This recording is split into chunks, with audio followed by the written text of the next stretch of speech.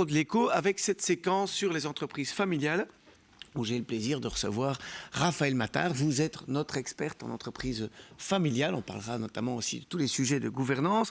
Mais aujourd'hui, ce sera Founders Shadow, un sujet pour lequel on reçoit aussi Gatien Lalou. Bonjour Gatien. Bonjour. Alors, on parle effectivement de ce sujet Founders Shadow, l'ombre du fondateur. Alors, c'est un petit peu cette influence que l'on voit parfois bienveillante, parfois encombrante aussi par rapport au fondateur qui continue d'exercer une espèce d'emprise directe ou indirecte sur l'entreprise après finalement avoir passé le relais. Alors, on va en parler avec vous deux. D'abord, Raphaël Matar, c'est quoi pour vous, entre guillemets, cette fameuse Founder Shadow? Vous venez de l'expliquer, Pierre, c'est vraiment l'idée d'avoir en fait parfois une présence du fondateur ou en tout cas de l'entrepreneur de la génération précédente qui, par son héritage, par parfois sa présence physique, peut avoir une continuité dans l'influence qu'il peut exercer sur l'entreprise, même après avoir transmis le pouvoir. Et donc là, je vous rappelle qu'il faut avoir transmis le pouvoir, les actions, mais aussi le savoir pour avoir une réelle transmission. Alors, on reçoit donc Gatien Lalou, vous êtes le CEO de XLG, un groupe de plus de 5500 personnes, et là on ne parle que de la partie francophone. Au niveau des collaborateurs, c'est donc 30 métiers, de la maintenance des équipements industriels à facility management jusqu'au titre service. Alors, on va parler de ce sujet justement, Founder Shadow. Vous, finalement, qui était votre père, puisqu'on sait que c'est lui qui a fondé? Mais mon père, d'abord, ça me fait très plaisir de pouvoir en reparler. Il nous a quittés il y a 10 ans et donc c'était une personne qui m'était fort chère et donc ça me fait vraiment plaisir de pouvoir le faire vivre un instant avec tout le monde. C'était une personne extrêmement charismatique, très très décidée, qui avait une ambition dans la vie, c'était de créer une entreprise d'une certaine taille et qui a vraiment tout mis en œuvre pour pouvoir le faire. Donc c'était quelqu'un d'assez charismatique, souvent très original. Donc les personnes qui l'ont rencontré ont soit beaucoup aimé, soit peu aimé, mais ils s'en souviennent en tout cas. Il avait quelque part cette capacité de marquer les esprits. Je dirais que c'était quelqu'un qui sortait du cadre, qui n'était pas très, très conventionnel et qui donc trouvait des solutions en dehors de la boîte, comme on dit.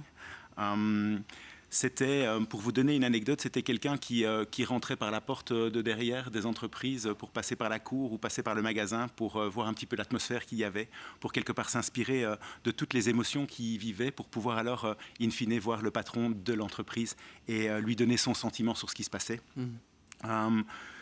Voilà, c'était quelqu'un qui, peut-être, sur le plan privé, était plus difficile d'approche. C'était quelqu'un qui était tellement focalisé sur son but dans la vie que finalement, être son épouse ou ses enfants, c'était parfois un petit peu challenging.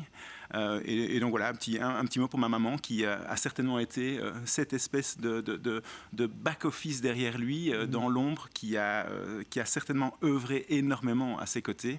Et je pense qu'il n'aurait pas fait la carrière qu'il a fait s'il n'avait pas eu maman à la maison.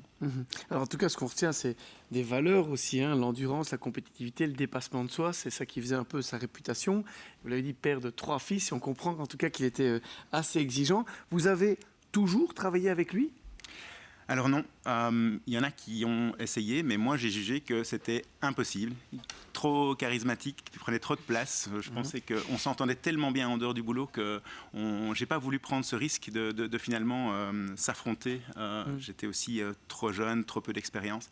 J'ai eu la chance de pouvoir démarrer ma carrière dans le monde bancaire où j'ai fait 10 ans de private banking à Luxembourg. Et puis après, j'ai moi-même goûté à l'envie de monter ma propre petite structure. Et donc aujourd'hui, Family Partners est un family office qui existe toujours, que alors j'ai monté, avant alors de, quelque part, m'appuyer sur cette expérience pour envisager de prendre la suite. Alors, Raphaël, ici, on comprend, donc, le père occupait une grosse place. On a dit, après, finalement, Gatien a pris le relais par la suite. Le fondateur n'était donc plus là au moment de la transmission. Pourquoi alors est-ce qu'on parle encore de on va dire, shadow et donc d'ombre du fondateur? En effet, ici, c'est intéressant. Souvent, on a tendance à parler de l'influence du fondateur comme de façon très cliché, le père qui revient tous les jours, qui ouvre le matin, qui ferme le soir, même s'il n'a plus vraiment de rôle, ce qui parfois peut être très compliqué pour les repreneurs. L'ombre, en fait, elle peut être tout à fait présente par une influence, par des structures organisationnelles qui sont mises, par une sacralisation aussi des décisions ou des modes de fonctionnement. Et donc ici, Gatien, vous l'avez bien expliqué, votre papa avait une personnalité, une façon de fonctionner qui était tout à fait hors norme et qui prenait beaucoup de place et qui, même à titre posthume, est encore aujourd'hui présente. Et donc, oui. Je dois comprendre quand j'entends ça, Raphaël, qu'il y a différents types d'ombres, quelque part. Oui, en fait, on a une influence ou une ombre qui peut être tout à fait vivante, et là où ça peut être du coup beaucoup plus conflictuel parce qu'elle est directe, il y a parfois une confrontation directe entre le repreneur et le fondateur, et puis elle peut être posthume. Et là, alors, c'est vraiment plutôt, on parle d'héritage, on va parler de pression morale, et alors parfois, et je vous l'ai déjà dit, mais la sacralisation des décisions ou des types de comportement qui va être très difficile pour un repreneur de travailler s'il n'apporte pas lui-même son propre... Gatien, on parle de cette ombre, on dit l'ombre vivante ou l'ombre effectivement posthume aussi. C'est quelque chose que vous avez ressenti ou que vous ressentez encore au day-to-day? Alors paradoxalement, moi je l'ai ressenti plus avant d'entrer dans l'entreprise. Donc mon père m'a souvent dit, mais tiens, tu es différent, tu as d'autres aspirations, d'autres centres d'intérêt. Je ne suis pas certain que ce soit fait pour toi de reprendre le groupe. Et finalement, au plus il m'en parlait comme ça, au plus il a créé quelque part, attisé une envie quand même de m'y intéresser. Alors comme j'ai dit, je l'ai d'abord fait à l'extérieur, où j'ai été chercher une certaine expérience. Et puis à un moment donné, quelque part, lors de la déclaration de sa maladie, ça m'a plu de devenir administrateur des différentes sociétés pour quand même me tenir au courant, de me dire, tiens, si jamais dans l'extraordinaire, il devait partir, pouvoir essayer d'assurer une transition, ou en tout cas savoir de quoi on parlait. Et puis malheureusement, la maladie est gagnée, et quand il est parti, ça m'est apparu à un moment donné, après un deuil, un peu comme une évidence, de se dire, mais tiens, il faut continuer cette aventure.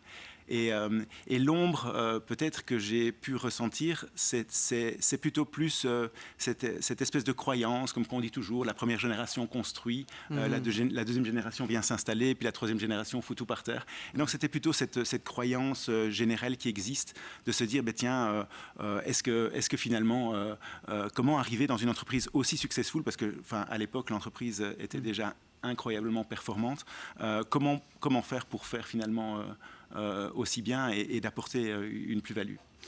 C'est vrai qu'on a l'impression aussi de se dire comment faire. Moi j'imagine aussi de dire, à ce moment-là, on entend peut-être de temps en temps la petite voix, qu'est-ce qu'il aurait dit, qu'est-ce qu'il aurait fait. On peut rentrer en débat avec, en disant, tiens, est-ce que je conserve bien les valeurs et les points Quid des collaborateurs? Les collaborateurs qui, eux, avaient fait par exemple toute leur carrière là-bas, ou qui sont dans l'entreprise, comment, eux, reprenaient un peu cette ombre? Et est-ce que ça vous influençait aussi un peu? Oui, ça m'a influencé. Et c'est certainement eux qui ont porté le plus l'ombre, évidemment, puisqu'ils étaient encore là. Ceci dit, on avait quelque chose en commun, parce que je pense qu'ils étaient quelque part, en tout cas, ses plus proches collaborateurs étaient un petit peu ses fils professionnels. Moi, j'étais son fils par filiation.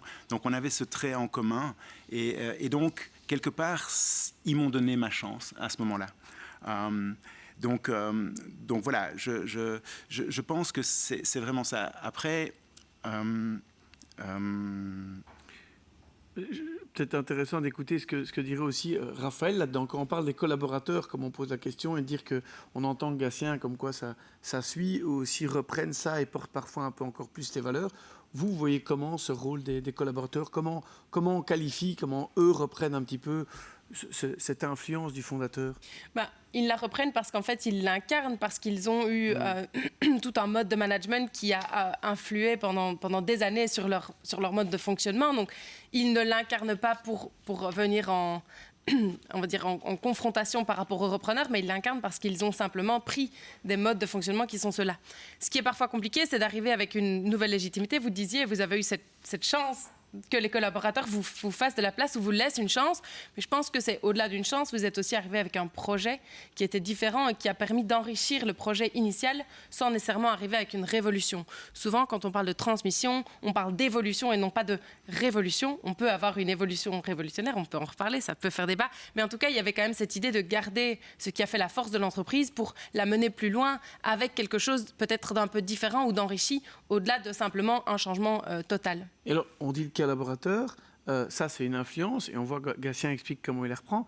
Le reste de la famille, parce que vous aviez plusieurs frères, Raphaël, ça aussi, ça joue aussi un certain nombre de ceux qui veulent que voilà qu'on respecte certains éléments. Oui, parce que ceux qui ne sont pas, je veux dire, dans la fonction dirigeante directe, c'est ça que je veux dire. Bien sûr, on parle d'entreprise familiale ici, hein, c'est notre scope principal, vous le savez. Et donc, quand on a justement l'influence d'un fondateur dans une entreprise, il y a aussi l'influence d'un fondateur dans une famille. Et ici, d'autant plus dans le cadre d'un décès, c'est d'autant plus compliqué de gérer cette perte parce que c'est pas seulement un patron qui s'en va, c'est aussi une personnalité qui prend de la place dans toutes les dimensions de sa vie, dans son couple, dans les relations familiales, dans tout. Et donc, il y a parfois cette force peut-être tacite ou cette perception tacite de dire le repreneur, le CEO, futur CEO va reprendre aussi le rôle de chef de la famille, ce qui peut parfois être accepté, ce qui doit parfois être discuté aussi.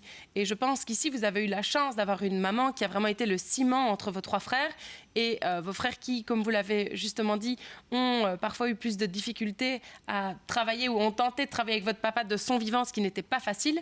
Et la force de votre maman a été peut-être de vous garder tous les 3 et d'expliquer cette transition en disant je ne suis pas mon père. Je reprends des fonctions peut-être business qui vont être différentes, mais je ne reprends pas sa place en tant que père. Et là aussi, ça demande un peu d'adaptation. Et donc, les collaborateurs et la famille, finalement, sont parfois les écosystèmes qui font vivre le plus l'ombre et sur lesquels il faut travailler pour travailler sa légitimité et adapter le projet. Donc ça peut être un challenge. Et là, c'est assez intéressant parce que vous soulignez le rôle qu'a joué clé de la maman de Gatien dans cette définition de l'aménagement. On entendait aussi Gatien qui disait « mon père a réussi grâce aussi à ma mère ».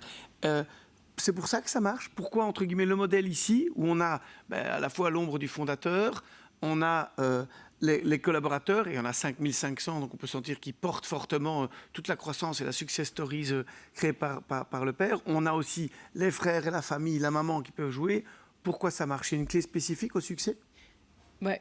Personnellement, j'aurais envie de dire qu'il n'y a pas de copie. Vous n'avez pas copié le projet de votre papa, vous l'avez enrichi, mais je vous pose peut-être la question à vous. Quel ingrédient? Mais ça a été les collaborateurs en place qui ont quelque part à un moment donné aussi, qui m'ont donné la chance de pouvoir venir avec une vision, qui m'ont quelque part écouté, qui ont accepté l'idée qu'on pouvait voir les choses autrement et qui ont compris la vision que j'ai voulu apporter.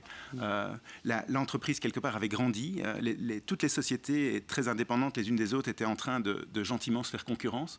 On allait vers du non-sens. Et l'objectif a été de réfléchir, de revoir un petit peu l'image globale de l'entreprise et d'essayer de retrouver du sens. Et donc, ça a été un petit peu mes aspirations d'unité, de rassembleurs qui ont parlé, où là, je les remercierai toujours parce que même si jamais ils ont gardé un petit peu toutes les valeurs que mon père leur avait transmises, ils ont accepté de faire naître dans le groupe une nouvelle valeur, celle de la collaboration. C'est ça le conseil, c'est de dire aussi, on doit repartir et pas tournoncer de l'existant, mais quand même accepter de le faire évoluer et faire évoluer avec les autres en expliquant, parce que c'est ça que vous avez réussi à faire, c'est réussir à reprendre le modèle et montrer à tout le monde qu'on devait ensemble le faire évoluer. Oui, je pense que le conseil, c'est de bien réfléchir avant de quelque part s'exprimer par rapport à la direction d'une entreprise. C'est beaucoup s'entourer, discuter beaucoup avant de quelque part proposer une vision. Et au moment où vous proposez une vision pour l'entreprise, de vraiment bien l'avoir réfléchi, qu'elle soit extrêmement claire. Ça, ce serait peut-être le souvenir de ce qui m'a vraiment aidé. Au fur et à mesure que j'ai expliqué la vision que je voulais pour l'entreprise, donc c'est-à-dire cette unification des différentes sociétés, le fait de créer une seule marque, un seul ERP, une seule direction, de passer d'un modèle avec 13 patrons d'entreprise avec un seul patron d'entreprise, eh bien, tout ça, il a fallu beaucoup le discuter. et le poser clairement avec un objectif qui faisait du sens à la fois pour la direction, mais aussi pour tous les membres de la chaîne. C'est vraiment très, très important d'aller chercher l'adhésion des personnes. Je dirais qu'en conclusion, on peut peut-être dire qu'in fine, l'ombre du fondateur est puissante et on peut en tenir compte pour pouvoir en fait amorcer aussi les moteurs du changement. C'est un peu ça ce que vous nous expliquez comme conclusion. Merci, parce que c'est un concept important d'une entreprise familiale, l'ombre du fondateur au travers de la famille, au travers des employés, et aussi comment en tenir compte pour en faire une force. On va dire que c'est un petit peu une technique de jujutsu, si on veut dire comment ça fonctionne. Merci beaucoup Gatien, et merci Raphaël pour votre expertise. Et nous, on se retrouve dans quelques instants avec les experts de la Banque Van Breda.